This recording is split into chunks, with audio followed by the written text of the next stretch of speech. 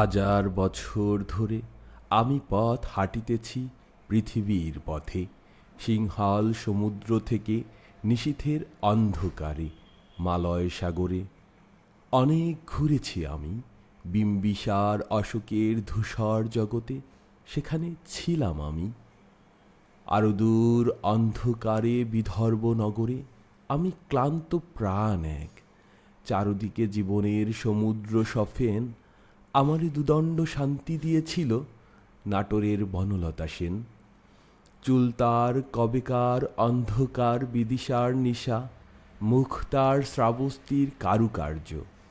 অতিদূর সমুদ্রের পর হাল ভেঙে যে নাবিক হারায়েছে দিশা, সবুজ ঘাসের দেশ যখন সে চোখে দেখে দারচিনি দ্বীপের ভিতর, তেমনি দেখেছি তারে অন্ধকারে।